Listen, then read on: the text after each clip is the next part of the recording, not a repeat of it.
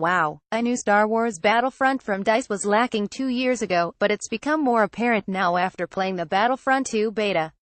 It's amazing how much of a boost space battles, the prequel era, and a revamped customization system give it considering the core gameplay hasn't drastically changed. I'll admit I'm a huge Star Wars fan and that's partially why I was so let down with DICE's first Battlefront. It lacked heart and content.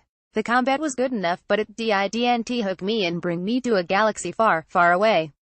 Star Wars Battlefront 2 does. At the very least, the few modes available during this multiplayer beta gave me a lot of hope for it. Where Battlefront felt soulless, Battlefront 2 exudes life.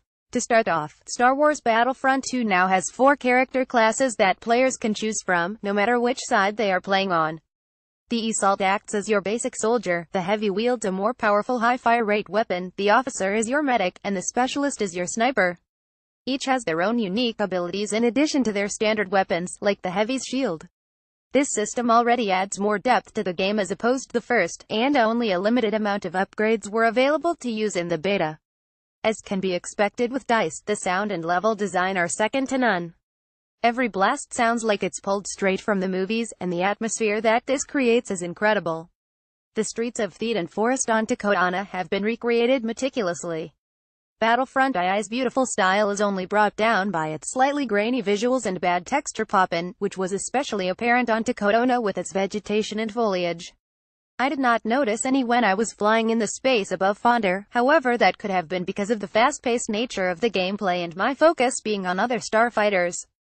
Galactic Assault 40-player, Starfighter Assault 24-player, and Strike 16-player are available to try out. These modes feature more evolution than revolution, but that's not a bad thing. The first moments of Galactic Assault on Theed are intense and awe-inspiring as NPCs scatter and both sides fire at one another from across the map.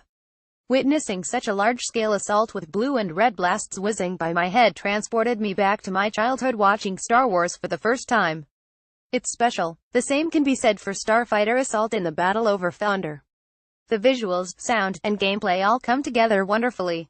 Though the controls while flying tripped me up at the start, right thumbstick fully controls movement direction while the left controls your speed and can roll your fighter, they were easy to get the hang of and I quickly found myself enjoying Starfighter Assault more than Galactic.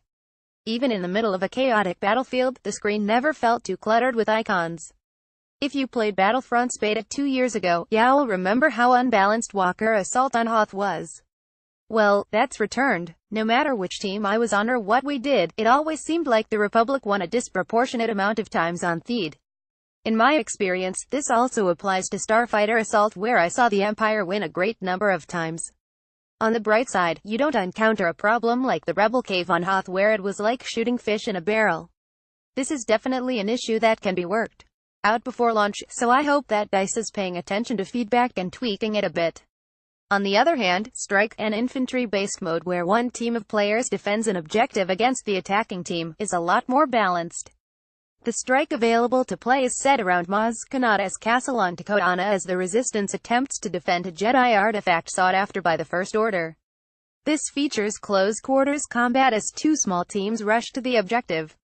It's a lot of incremental movements across the map as a player with the artifact dies while trying to transport it, but this puts each team on equal footing in terms of power. While the shooting is similar to the first Battlefront and doesn't require perfect precision, Star Wars Battlefront 2 values skill more so than before. Originally, players would get lucky enough to pick up an icon on the field and control a vehicle or hero character. This is no longer the case. Instead, you earn points by playing well and can then spend those points on different vehicles or heroes to be used during the match. If you're worried because of your skill or lack thereof, don't be.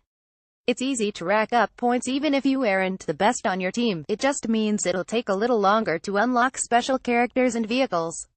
From what I've played so far, this is a more fair and rewarding system than before. The game can once again be played in first person or third person depending on your preference. As far as I could tell, gameplay wasn't affected at all other than how certain weapons scope in on other players. Character movement still feels the same no matter which you choose.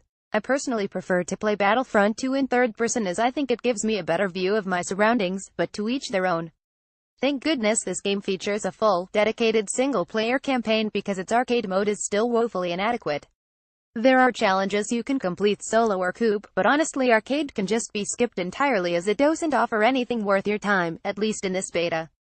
Arcade does provide a way to train with your new weapons and abilities against AI opponents, however, considering you'll likely be facing off against real players eventually, you're better off getting your experience in on the battlefield that counts. I can't predict how the servers will be at launch, but the beta ran smooth during my time with it. I didn't encounter any lag, drops, or poor load times. In fact, I was impressed by the efficiency of it. As with any multiplayer game, I would still expect some matchmaking issues come release on November 17th, but if you are just jumping in to try out the beta, you should have no problem. A big question lingering over the final release is how microtransactions will factor into it. Players can effectively purchase loot boxes called crates containing different star cards, which grant various upgrades, stat bonuses, weapon mods, and more, giving them an advantage over others if they choose to spend some actual cash instead of in-game credits. If this isn't implemented correctly, it could put a serious damper on things when progression can be bought, even if not entirely. Star Wars Battlefront 2 hasn't ironed out all of the kinks from the first, but it left a promising impression on me. Its multiplayer takes the best parts of the Star Wars universe and faithfully recreates them with stunning precision. Even if some modes felt unbalanced, the groundwork is there for enjoyable gameplay sessions, seeing as the gunplay and customization are in top form. Only time will tell whether AI Motive can deliver on its story campaign.